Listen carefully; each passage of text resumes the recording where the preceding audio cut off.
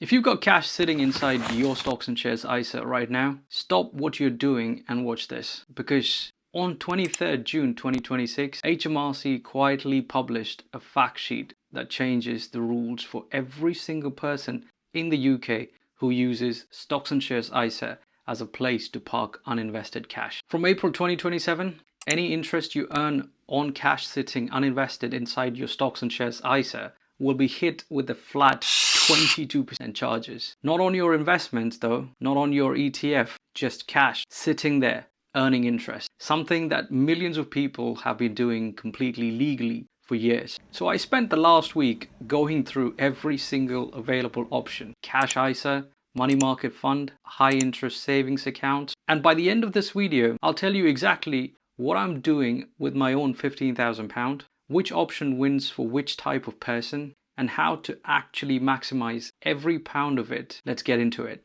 I'm Will from B&IE. And before I get into the options, let me give you the full picture of what's actually changed. Because most of the coverage I have seen online has been either wrong or so technical it's practically useless. So let me start at the beginning. A stocks and shares ISA is designed for investing. Simple. You put your money in, you buy funds or shares, everything grows tax-free. That's the deal. But here's what a lot of people have been doing. And I'll be honest, I've done this myself. You transfer money into your stocks and shares ISA. You're not quite ready to invest in it because you're waiting for the right moment. So it just sits there, uninvested cash. And while it sits there, the platform pays you interest on it. That interest used to be completely tax-free, just like everything else inside the ISA wrapper. Now, the government has decided it doesn't like this. Their argument is that people are effectively using stocks and shares ISA as cash ISA, just with the higher allowances. Because the cash ISA limit is being cut from 20,000 to 12,000 a year for under 65s. And this is happening from April 2027. And the stocks and shares ISA limit is staying at 20,000. To avoid people getting all their money into that particular account, they have introduced a 22% charge to close that gap. Park cash in a stocks and shares ISA to earn interest on a higher allowance. HMRC will take 22% of that interest. And here's the detail that matters. The ISA manager, your platform, whether that's Trading 212, Vanguard or HL, whoever that is, they pay charges to HMRC directly. You don't fill a form, but the money still comes out of your pocket. Now, I want to say something about this before we get into the options, because I think there's a legitimate criticism here that isn't being made loudly enough. The government says this change is about encouraging people to invest rather than save. And on the surface, that sounds reasonable. Investing is good. Economic growth needs capital. Fine. But here's what's actually happening. Martin Lewis, who you don't exactly accuse of being anti-government, said this should have been done by a carrot, not a stick. And he's right. Instead of making investing more attractive, they've made saving more expensive. Instead of helping people who are already doing the right thing, building an emergency fund, keeping some liquidity, being sensible, they're adding a new charge on top, which makes absolute no sense. Meanwhile, the personal savings allowances that no one is talking about, that has been frozen since 2026. So anyone who's on a basic rate will earn £1,000 to £1,000 tax-free, and anyone who's on a higher tax bracket can claim up to 500. It hasn't moved in 10 years, even as the interest rates have tripled. So the people who save carefully and the people who try to be responsible with their money, they keep getting hit and smacked on the face. And that pattern deserves to be called out. But here's the more useful question. Given that this is happening, what actually do you do about it? And that's exactly what I'm going to show you right now. At the end of each option, I'm going to give it a score out of 10 across 4 things: safety, tax efficiency, simplicity, and return potential. And at the very end, I'll tell you which one I am actually using and which one is right for different type of people. Right, let's go. Option 1. Leave the cash where it is. Let's start with the option most people are currently using by default. You've got cash sitting inside your stocks and shares ISA, platforms such as Trading 212, Vanguard or HL, whoever it is, and it's earning interest. Do you just leave it there? Today, that interest is completely tax-free. There's nothing wrong with it. Trading 212, the platform that I'm currently using right now, is paying me 3.85% on my uninvested cash inside the stocks and shares ISA, and it's paid daily. That's because they invest into qualifying money market funds, which is where the return comes from. On my £15,000, that's roughly about £577 a year in interest. Currently, every penny of that is tax-free, and every penny that I receive in interest is being invested into ETFs. Consider that as a step up. From April 2027, HMRC takes 22% off that 577. That's about £127 a year, disappearing into a charge you never see, handled automatically by your platform. Now, is £127 a year catastrophic? Absolutely not. But it's money that was yours, doing the right thing, inside a tax wrapper specifically designed to protect it. And the principle bothers me as much as the amount. The other issue is that the rates change. When I started off, I was getting 4%. Now it's down to 3.85%. The 3.85% you're getting today is not guaranteed. It tracks the Bank of England base rate. If the rates fall, so does your returns. And you've got no control over that from the inside. So the question is, does the convenience of leaving it where it is outweigh the new 22% charges on the interest? For some people, it does. For most people who actually stop to think about it, probably not. So here's my option 1 score. When it comes to safety, it's 8 out of 10. Efficiency, 4 out of 10. Simplicity, it's 10 on 10 because you're literally doing nothing. Return potential, 5 out of 10 because the rate tracks base rate and which you have no control over. And overall, it's 6.75. Fine until April 2027. After that, there are better options available. That leads me to the option number 2. Move it into a cash ISA. This was my first instinct. And for a lot of people, it's the cleanest solution. A cash ISA is simply a savings account that sits inside an ISA wrapper. Everything that goes in grows tax-free. No charges, no complications, no 22%, anything. The best cash ISA rates right now are sitting around 4.5 to 5% for 1 year fixed rates and around 4 to 4.5% for easy access. On my 15,000 in an easy access cash ISA at 4.2%, that's about £630 a year in completely tax-free interest. That's actually more than the trading 212 cash rate and with 0 tax charges. Now here's what you need to know about the new rule. For under 65s from April 2027, the annual cash ISA allowances drops from £20,000 to £12,000. The overall ISA allowances stays at £20,000, but only £12,000 of it goes into cash. This means this tax year is your last chance to put a full £20,000 into a cash ISA. After April 2027, the window narrows. For an emergency fund like mine, where I save £15,000, I want to be able to access it, but not risk it. For me, a cash ISA is honestly close to perfect. The money is protected, the interest is genuinely tax-free, and the best easy access cash ISA lets you dip in when you need it without any penalty. So in terms of my scores on this second option, safety, you get 9 out of 10, FSCS protected. Tax efficiency, 10 on 10, completely tax. Simplicity, 9 out of 10, 1 account, 1 job, easy to manage. Return potential, 7 out of 10. And overall, I'd give it 8.75. The cleanest, simplest solution for most savers. Right, let's go into option number 3, money market funds inside your ISA. Right, this is the one that surprised me most, and it's the one that most people haven't considered. Here's the key thing HMRC said in their June 2026 fact sheet, and it's buried in the technical language, so a lot of coverage has been completely missed out. Money market funds, if held as a partial allocation inside stocks and shares ISA, I'm talking about partial allocation. These are not classified as cash under the new rule. That means they do not get hit with 22% charges. Let me say that again. If you move your uninvested cash from sitting idle in your ISA into a money market fund inside the same ISA, you sidestep the 22% charge entirely. So what is money market fund? In plain English, it's a fund that lends your money out short term to governments, large companies for days or weeks at a time and pays you the interest. It aims to stay at a stable price of £1 per unit. You're not really taking investment risk in the traditional sense. You're just getting the interest that was previously going into cash, but via the fund structure.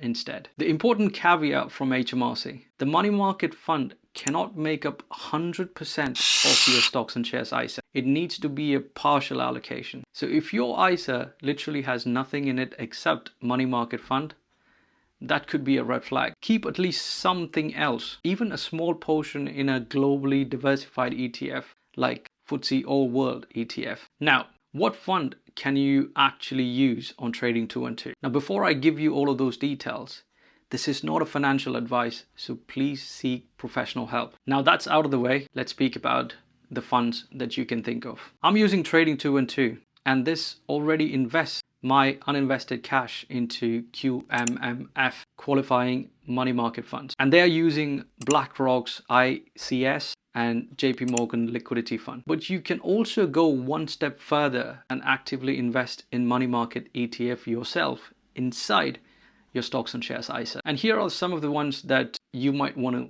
take a look at. Royal London short-term money market fund, one of the most popular one in the UK, and it's currently yielding around 4%. You got Vanguard Sterling short-term money market fund, and it yields around 3.68%. It's clean, simple, and it is from a brand that most people are familiar with. The next one is BlackRock Cash Fund, or BlackRock ICS. The same fund trading 212 users behind the scene. Currently around 3.57% is the yield that you can get from this. Then you have the iShares Pound Ultra Short Bond ETF, an ETF version rather than a fund. More flexible, you can trade it intraday, slightly more variation than the pure money market fund, but still very low risk. Good option if your platform has better ETF access than fund access. Now, the important risk flag that you need to remember: money market funds are not FSCS protected in the same way as bank deposit is. If the fund manager went under,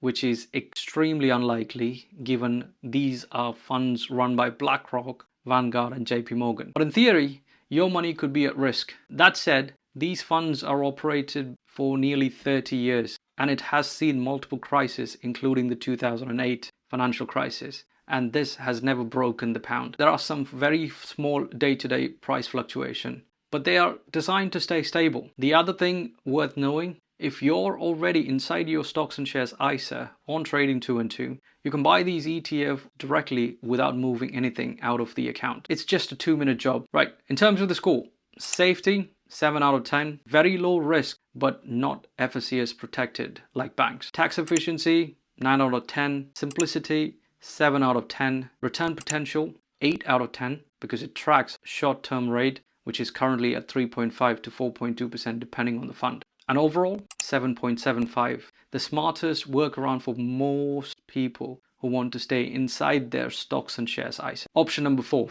high interest savings account. Okay, this one surprised me because when I actually ran my own numbers, I realized I might have been overthinking the whole time. Let me show you why. I've got £15,000 I want to keep as an emergency fund. I'm not going to add any more money into it. That's going to be this consistent amount throughout the year, this year, next year, and in the future, and adjust it based on inflation. The goal is to protect this fund, at the same time expect some returns out of this in the form of interest. Because I'm building this channel, I have a day job, I'm not wildly high earner. So for the sake of illustration, let's say I'm a basic taxpayer. A basic taxpayer has a personal savings allowance of £1,000 a year. That means the first 1,000 of interest I earn on savings outside an ISA is completely tax-free. Now let's say I put 15,000 into one of the best easy access savings account right now, and there are accounts paying around 4.5% to 5%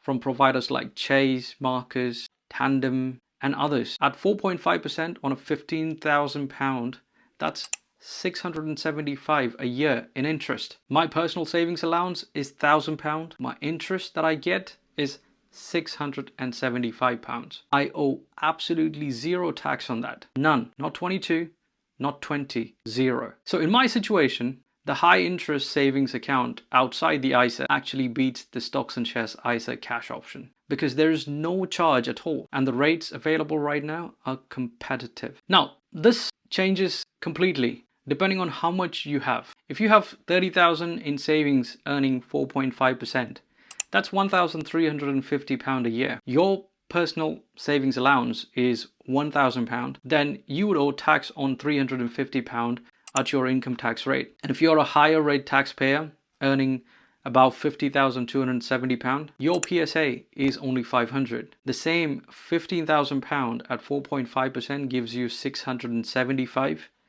and 175 of that would be taxable at 40%. So the savings account route works brilliantly for basic rate taxpayer with modest savings. It becomes less attractive as your savings grow or as your income rises. So in terms of the option, safety, 10 on 10, FSCS protected, tax efficiency, you got 8 out of 10, simplicity, 10 on 10, just open an account, put money in it, and you're done. Returns possibility, pretty good, so that'll be 8 out of 10. Competitive rates are available from major banks, and overall this is 9 out of 10 for basic taxpayer with under £22,000 in savings, and it is 6 out of 10 for higher rate taxpayer. Now my actual plan plus the verdict. Right, so I promised I'll tell you exactly what I'm doing with my own £15,000, and here it is. £12,000 goes into cash ISA starting from April 2027. This is the core of my emergency fund. It earns a competitive tax-free rate, currently around 4.2%,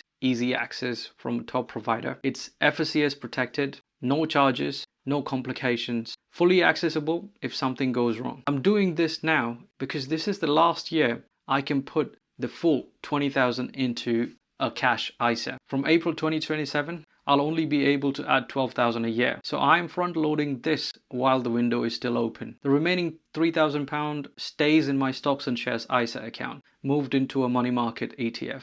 I keep this as operational cash inside my investment account, money that's quickly available for me to make investment decision when I see an opportunity. But instead of sitting as an idle cash earning 3.85% and facing 22% charges, I've moved it into an iShares ultra short bond ETF inside my stocks and shares ISA. It gives me stable, liquid, and not classified as cash under the new rules. So that's the plan. Simple, clean, no complicated structures, no guessing what HMRC might do. And I'm thinking this is just the start of many changes that they might be implementing in the future. The worst thing is, I don't want them to touch the stocks and shares ISA allowances of 20,000 and think about taxing that. That would be the death nail. I want to end with the thing that struck me most when I worked through all of this. Most of the conversations online has been, how do I avoid the 22% charge? And that's a fair question, but the better question, the one that actually changes how you think about your money long term, is where should every pound I own be sitting and why? Because sometimes the highest interest rate isn't the best decision. Sometimes having an FSCS protection matters more. Sometimes simplicity, one account, one job, no admin, is worth a few basis points of return. And sometimes the smartest thing you can do is open a current account with Barclays and get £200 before lunchtime. The 22% charge is annoying, and I absolutely get it. And I don't even know where they're getting that number from. The shrinking cash ISA allowances is also frustrating. The frozen personal savings allowances that hasn't moved since 2026 is a quiet penalty on everyone who tries to save responsibly. These are legitimate criticism of a government that keeps finding new ways to tax the people who are already doing the right thing. But within the rules